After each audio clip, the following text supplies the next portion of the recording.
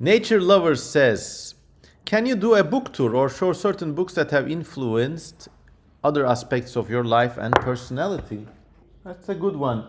Unfortunately, we are not broadcasting from my personal home library now, but right off the top of my head, I can name a few books that really influenced me.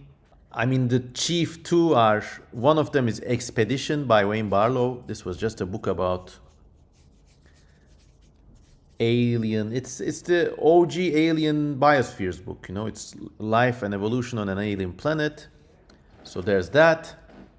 Another big favorite of mine is actually anything written by Jack Vance. So the name is Vance, Jack Vance. The book I really like that he has written is The Planet of Adventure. And if you ever want to understand colonialism or the trauma of minor civilizations under the impact of major ones, you have to read this book. It's a series of 4 novels set on a world conquered by a diversity of alien races, and on each book a different alien race exploits humans in a different way.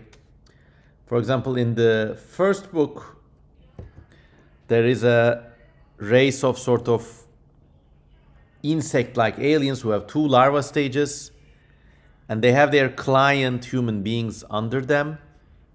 So these guys reproduce with larvas, and they have convinced their human slaves to this religious ritual in which the humans actually believe they are the larva form of the aliens.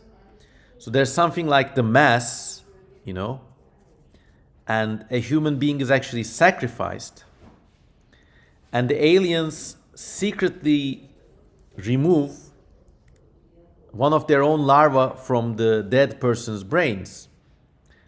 Now, the human beings believe that this is because they really believe they are the larva form of these aliens, which is like dark, you know. Nature Lovers is clarifying, saying that these books that have shifted my moral reasoning. Well, this Planet of Adventure story has done that a little, actually, because I grew up in another country that's not the United States or America, or Britain or Russia or wherever. But growing up in Turkey, it was like the Planet of Adventures. You do have these like advanced alien civilizations, and you got these poor people trying to live under their shadow, or trying to imitate them, or sucking up to them, you know. I guess to extend the metaphor, I could be one of those very weird humans trying to imitate those very weird aliens. So there's that. But for more about ethics, moral reasoning, I've always found moral reasoning in fiction.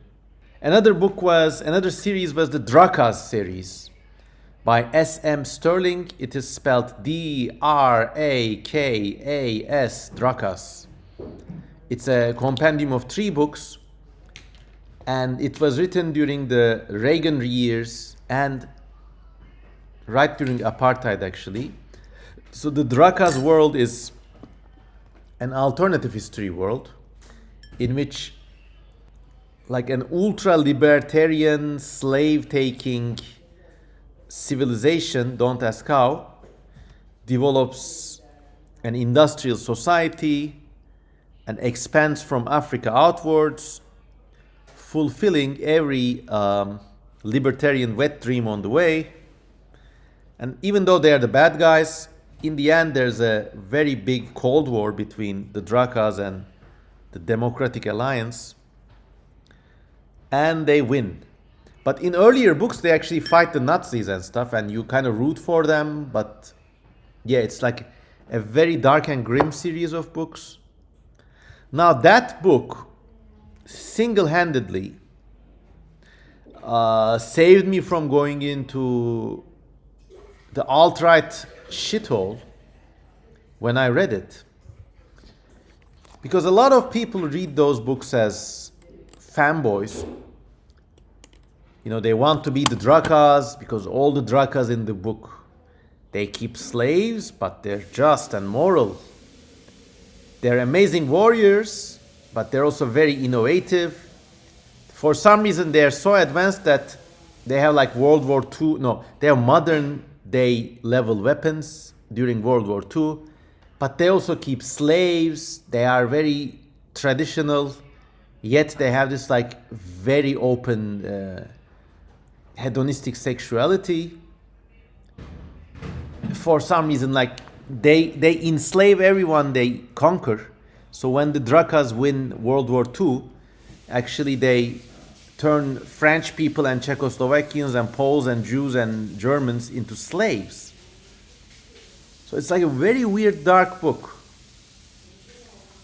And I believe the author himself also wrote it with a certain wish fulfillment in his mind. But when you read this book, when you realize it just can't fly, you also realize the absurdity of these like Western civilization red pill types. And don't make a mistake. This is not a new thing.